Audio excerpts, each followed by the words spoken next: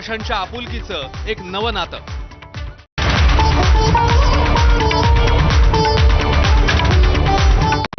Headlines brought to you by Chitale बंधू.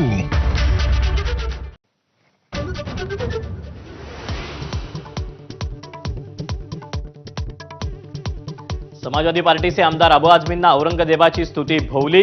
आझमींची आमदारकीच रद्द करा, मुनगंटीवार आणि नितेश राणेंची मागणी. विधानसभेत जोरदार खडाजंगी.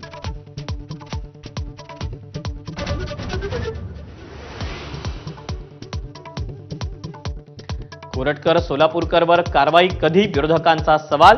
तर पंडित नेहरूंनी डिस्कव्हरी ऑफ इंडियात शिवरायांचा अवमान केला, त्याबद्दल माफी मागणार का, फडणवीसांचा पलटवार.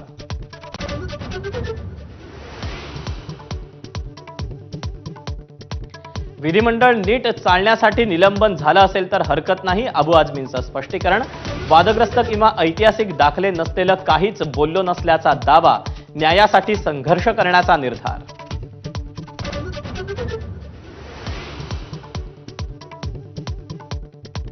आझमींना उत्तर प्रदेशला पाठवा, उपचार करू. योगी आदित्यनाथांचा हल्लाबोल. तर निलंबन करून तुम्ही सत्याचा आवाज दाबू शकत नाही, अखिलेश यादव यांचा पलटवार.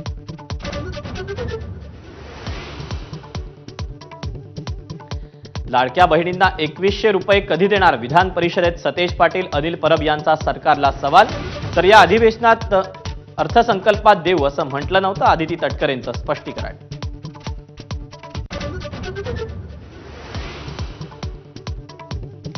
विधान परिषदेत उपसभापती नीलम गोऱ्हेंविरोधात मवियाकडून अविश्वास ठराव. अविश्वास ठराव आणायला उशीर झाला, गोऱ्हेंचं निलंबनच व्हावं, उद्धव ठाकरेंची मागणी.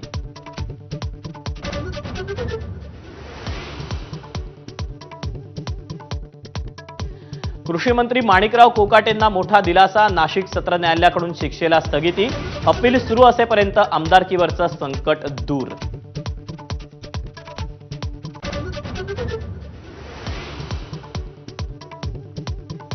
मोबाईल हॅक करून इंद्रजित सावंतांना धमकी. शिवाजी महाराजांबद्दल आक्षेपार्ह बोलणाऱ्या प्रशांत कोरटकरचा दावा.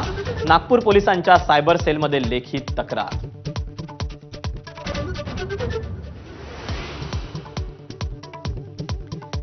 आदित्य ठाकरे देवेंद्र फडणवीसांची 2 महिन्यात चौथ्यांदा भेट. गिरणी कामगारांच्या प्रलंबित प्रश्नांसाठी मुख्यमंत्र्यांना भेटल्याची माहिती.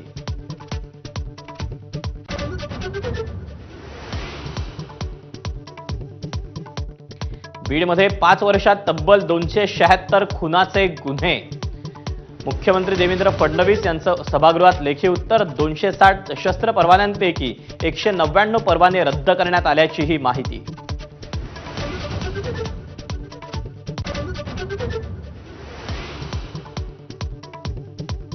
मंत्री आदिती तटकरेंकडून सर्वपक्षीय आमदारांसाठी छावा चित्रपटाचं आयोजन.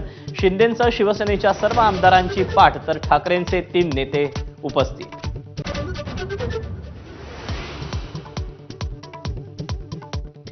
संगमेश्वरमध्ये छत्रपती संभाजी महाराजांना पकडलेल्या सरदेसाईंच्या वाड्याचं स्मारक बनवणार. मुख्यमंत्री फडणवीसांची घोषणा. संगमेश्वरवरून माधाचा स्पेशल रिपोर्ट.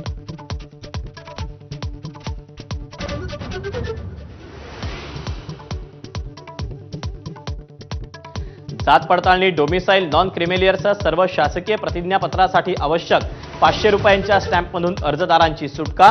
महसूल मंत्री चंद्रशेखर बावनकुळे यांचा निर्णय. तात्काळ अंमलबजावणीचे आदेश.